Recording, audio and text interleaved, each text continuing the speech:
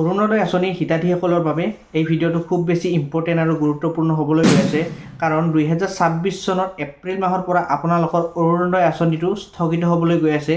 মানে আপুনি অৰুণোদয় আঁচনিটো 2026 চনৰ এপ্ৰিল মাহৰ পৰা আৰু আপোনালোকে নাপাব, কেতিয়ালৈ নাপাব, কোন তাৰিখে খুলিব, সেই ধৰণৰ সকলো তথ্য মই এই ভিডিঅ'ত আপোনালোকক ক'ম। আৰু এই বন্ধৰ দিনকেইটাত যেতিয়ালৈ ইলেকশ্যনৰ ৰিজাল্ট নিদিয়ে তেতিয়ালৈকে আপোনালোকৰ এই অৰুণোদয় আঁচনিটো বন্ধ হৈ থাকিব। আৰু এই বন্ধৰ দিনকেইটাত আপুনি কি নিয়ম মানি চলিব লাগিব, কি নথিপত্ৰ যোগাৰ কৰিব লাগিব, আৰু যেতিয়া আপোনালোকৰ এই অৰুণোদয় আঁচনিটো ৰেগুলাৰ হয়, যেতিয়া আপোনালোকক নতুনকৈ আৰু খুলি দিয়ে, আপুনি কেনেকৈ ক'ত কি ফৰ্ম জমা দিব লাগিব, সকলো ধৰণৰ কথা এই ভিডিঅ'টোত ক'ম। যদি মোৰ চেনেলটোৰে আপুনি প্ৰথমবাৰৰ কাৰণে আহিছে তেনেহ'লে মোৰ চেনেলটো আপোনালোকে ছাবস্ক্ৰাইব কৰিবলৈ নাপাহৰিব। কাৰণ আগন্তুক দিনত আহিবলগীয়া অৰুণোদয়ৰ আপডেট সকলো কথা এই চেনেলটোত পাব। যদি আপোনালোকে মোৰ চেনেলটো ছাবস্ক্ৰাইব নকৰে তেনেহ'লে আগন্তুক দিনত আহিবলগীয়া কিছুমান তথ্য বা কথা গম নাপাব। তাৰ ফলত আপোনালোকৰ অৰুণোদয় লিষ্টৰ পৰা নামটো কৰ্তন হ'ব পাৰে। আৰু যদি আপোনালোকৰ অৰুণোদয় আঁচনিৰ পৰা এবাৰ নামটো কৰ্তন হয় তেনেহ'লে আপোনালোকে এবছৰলৈকে এপ্লাই কৰিব নোৱাৰিব। সেইবাবে আপোনালোকে মোৰ চেনেলটো ছাবস্ক্ৰাইব কৰি থ'বলৈ নাপাহৰিব। সদায় নতুন নতুন অৰুণোদয়ৰ বিষয়ে আপডেট পাই থাকিব, তেতিয়াহে আপোনালোকৰ নাম কেতিয়াও কৰ্তন নহ'ব অৰুণোদয় আঁচনিৰ পৰা। তো ভিডিঅ'টো দেৰি নকৰি আৰম্ভ কৰোঁ। মই আপোনালোকক এতিয়া কৈ আছোঁ যে আপোনালোকে 2026 চনৰ এপ্ৰিল মাহৰ পৰা যেতিয়ালৈ ইলেকশ্যন হয় আৰু ইলেকশ্যনৰ ৰিজাল্ট নিদিয়ে তেতিয়ালৈকে আপুনি আপোনাৰ অৰুণোদয় আঁচনিৰ টকাবিলাক নাপাব, মানে স্থগিত হৈ থাকিব। আৰু এই সময়খিনিত আপোনালোকে কি কৰিব লাগিব, কি নিয়ম নীতি মানি চলিব লাগিব। আপোনালোকৰ বেংক একাউণ্টবিলাক ক্লিন হৈ থাকিব লাগিব, আধাৰ কাৰ্ডৰ লগত বেংক একাউণ্ট লিংক হৈ থাকিব লাগিব, KYC কৰিব লাগিব। যদি আপোনালোকৰ KYC জমা নাই বা KYCটো কেঞ্চেল হৈ যায় তেনেহ'লে আপোনালোকে আকৌ বেংকত গৈ আধাৰ কাৰ্ড, পান কাৰ্ড জমা দিব লাগিব।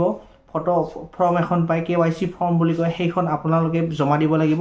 তেতিয়াহ'লেহে আপোনালোকৰ KYCটো ৰানিং হৈ থাকিব। আৰু যদি আপোনালোকৰ আধাৰ কাৰ্ড আৰু বেংক একাউণ্টৰ লগত লিংক নাই তেনেহ'লে আপোনালোকে আধাৰ কাৰ্ড আৰু একাউণ্টৰ লগত লিংক কৰিব লাগিব। তেতিয়াহ'লেহে আপোনালোকৰ এই DBT লিংকটো ৰানিং হৈ থাকিব। আৰু বহুতে ভাবি আছে যে অৰুণোদয় আঁচনিটো এতিয়াৰ নিচিনা 4 বা 5 মাহৰ পিছতো এনেকৈয়ে থাকিব, কিন্তু এইটো আপোনালোকৰ খুব বেছি ভুল ধাৰণা হ'বলৈ গৈ আছে। কাৰণ অৰুণোদয় আঁচনিটো আগৰ নিচিনা হৈ নাই। এতিয়া আপোনালোকে নিজেই গম পায় যে এতিয়া 2 বা 3 মাহৰ ভিতৰত আপোনালোকে দুবাৰ বা এবাৰ হ'লেও আপোনালোকে ফৰ্ম এখন ফিল আপ কৰি জমা দিব লাগে। কাৰণ বিগত বছৰবিলাকত কি হৈছিল যে এবাৰ অৰুণোদয় আঁচনি যিবিলাকে পাইছিল তেতিয়ালৈ তেওঁলোকে কোনো ধৰণৰ ডকুমেণ্ট নিদিয়াকৈ অৰুণোদয় আঁচনিবিলাক লাভ কৰি আছিল। কিন্তু এতিয়া এনেকুৱা নহয়। এতিয়া হ'বলৈ গৈ আছে আপোনালোকে প্ৰত্যেক মাহত বা 2 মাহ বা 3 মাহৰ মূৰত আপোনালোকে ফৰ্মবিলাক জমা দি থাকিব লাগিব। আৰু আগন্তুক দিনত কি হ'বলৈ গৈ আছে মই আপোনালোকক এতিয়া কৈছোঁ। আপোনালোকৰ যিটো ৰেচন কাৰ্ড আছে, এখন ৰেচন কাৰ্ডতে 2 বা 3জন হিতাধিকাৰীয়ে অৰুণোদয় আঁচনি লাভ কৰি আছে, তেওঁলোকৰ নাম কৰ্তন হোৱাৰ সম্ভাৱনা আছে। গতিকে আপুনি একেইটা দিনত কি কৰিব লাগিব, যদি আপোনালোকে পাৰে, এখন ঘৰত যদি আপোনালোকৰ 6জন বা 7জন ব্যক্তি আছে তেনেহ'লে আপোনালোকৰ ৰেচন কাৰ্ডবিলাক ছেপাৰেট কৰিবলৈ চেষ্টা কৰক। তেতিয়াহ'লে আপোনাৰ অৰুণোদয় আঁচনিবিলাক ৰানিং হৈ থাকিব। আৰু আপোনালোকে এই 3 মাহ 4 মাহ পিছত আপোনালোকৰ নাম বহুতৰে কৰ্তন হ'ব বা তেতিয়ালৈকে আপোনালোকৰ বহুত নতুন মানুহ যোগদান হ'ব। তেতিয়ালৈকে আপোনালোকে কি কৰিব লাগিব, আপোনালোকে পঞ্চায়তৰে হওক বা ব্লকৰ মানুহবিলাকৰ লগত সদায় কণ্টেক্টত থাকক, যোগাযোগত থাকক। আপোনালোকে খবৰবিলাক লৈ থাকিব, কি আপডেট আহে, কেতিয়া খোলে। আৰু মোৰ ভিডিঅ'ত আপোনালোকে সকলো ধৰণৰ আপডেট পায়ে থাকিব। যিকেইটা দিন আপোনালোকে অৰুণোদয় আঁচনিটো নাপায় তেতিয়ালৈকে বহুতো মানুহৰে অসুবিধা হ'ব, বহুতো মহিলাৰে অসুবিধা হ'ব। কাৰণ কিয়, বহুতে এই অৰুণোদয় আঁচনিটো লাভ কৰিয়ে কিছুমানে ঘৰ সংসাৰ বা পৰিয়াল চলাই আছিলে।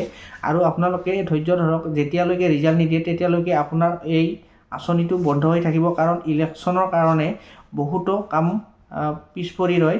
এইবিলাক কাম যাতে সোনকালে হৈ যায়, তাৰপিছতহে আপোনালোকৰ এই আঁচনিটো পুনৰ মুকলি কৰিব। আৰু মুকলি কৰাৰ পিছত আপোনালোকৰ নতুনকৈ ফৰ্ম জমা দিব লাগিব। বহুতো নিয়ম নীতি সাল সলনি হ'ব। সকলো ধৰণৰ মোৰ চেনেলটোত আপুনি আপডেট পাই থাকিব। গতিকে আজিৰ ভিডিঅ'টো এইখিনি আছিল। যদি মোৰ চেনেলটো নতুনকৈ আহিছে তেনেহ'লে মোৰ চেনেলটো আপোনালোকে ছাবস্ক্ৰাইব কৰিবলৈ নাপাহৰিব। ধন্যবাদ।